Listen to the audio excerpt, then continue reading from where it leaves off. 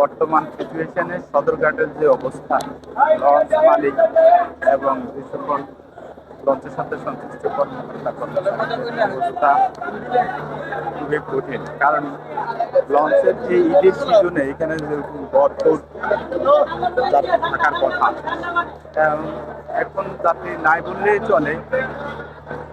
কারণ হলো দক্ষিণাঞ্চলের মানুষগুলো এখন ম্যাক্সিমাম পদ্মা সেতু দিয়ে যায়।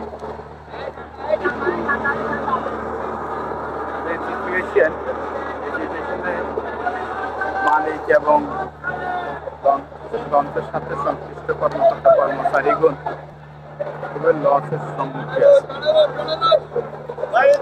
কারণ হলে এখনকার এই ব্যবসা দিয়েই তারা তাদের সারা বছরের যে লোকসান, ওই লোকসানটা কাভার করে। কিন্তু এখনকার যদি এই ঈদ মৌসুমে যদি লঞ্চের যাত্রীদের অবস্থা হয় বা তারা কোনোরকম যাত্রী পায়, তাহলে তাদের সারা বছরের ইয়েটা কাভার হবে না, লোকসানটা কাভার হবে না। আসলে আমরা যাই বলি না কেন, লঞ্চে যাতায়াতের যে সুবিধা, যে আরামদায়ক, হয়তো আমরা বাস বা অন্য বাস বা অন্য যানবাহনে গেলে অত আরামদায়ক স্বাচ্ছন্দ্য অনুভব হয় না। কিন্তু এখন লঞ্চের সাথে সংশ্লিষ্ট যারা আছে প্রত্যেকেই এখন মানবেতর জীবনযাপন করছে, কারণ তাদের যাত্রী নেই। এই অবস্থায় তারা খুব মনে হচ্ছে অসহায় অবস্থা আছে। আবার অনেক অনেক মালিক তারা তাদের লঞ্চ বিক্রি করে দিচ্ছে বা রোড পরিবর্তন করে অন্য রুটে চালাচ্ছে, যাতে তাদের তো লোকসানটা কাভার করতে পারে বা যারা এর সাথে সংশ্লিষ্ট আছে তাদের পরিজন নিয়ে মোটামুটি একটা ভালো জীবনযাপন করতে পারে। কিন্তু দেখেন যাত্রীর যে অবস্থা, এতে মালিক পক্ষ এবং তাদের কর্মকর্তা কর্মচারীদেরকে টিকিয়ে রাখাটাই কঠিন। আবার এই সাথে সংশ্লিষ্ট ব্যবসায় যারা আছে প্রত্যেকেই এখন করুণ অবস্থা। আপনি দেখুন,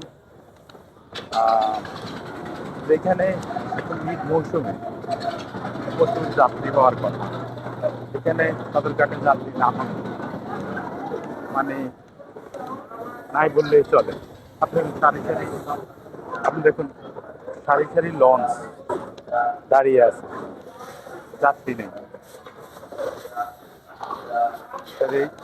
এক একটা লঞ্চ যদি আপনার এভাবে লোকসানের সম্মুখীন হয়, তাহলে একসময় তারা এই লঞ্চ মালিকরা তাদের লঞ্চ হয় বিক্রি করে দিতে বাধ্য অথবা কেটে ফেলতে বাধ্য। এই ব্যবসা এখন বর্তমানে আসছে।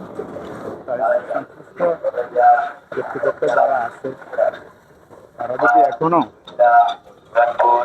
লঞ্চ মালিক বা লঞ্চের সাথে সংশ্লিষ্ট সকল সাথে যুক্ত দেশে বুঝে অন্তত তাদের পাশে আসে দাঁড়ায়, তাহলে যে কোনো সমস্যার সমাধান, যে কোনো সমস্যার সমাধান সম্ভব। এখন কত বিশাল লঞ্চ, কোনো যাত্রী নেই। তাহলে একটা লঞ্চ যদি আপনি ছেড়ে যায় এক জায়গাতে বন্যা দেয়, কত টাকা খরচ, কিন্তু তাদের যাত্রী নেই, তাহলে তারা কিভাবে চলবে?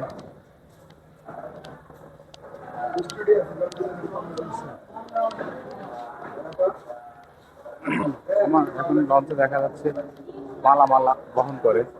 একসময় যেখানে সবাই বিলাসী জীবন যাপন করার জন্য লঞ্চ সে যাতায়াত করতে, এখন সে জায়গায় মালামাল বহন করে লঞ্চ। যাই হোক, একটা দিক দিয়ে অনেক তথ্য আমাদের টিকে থাকতে পারে।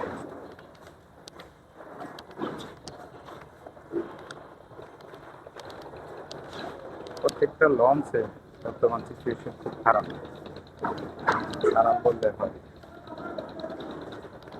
একটা লঞ্চ বিশাল, দেখুন, বাইরে কত লঞ্চ, হাজার হাজার লঞ্চ দাঁড়িয়ে আছে, অলস সময় পার করছে। হয়তো এগুলো একসময় থাকবে না, লঞ্চগুলো হয়তো একসময় থাকবে না, এগুলো কেটে ফেলবে। দেখুন নদীর, যমুনা নদীর ওপার কত লঞ্চ কেটে ফেলতেছে।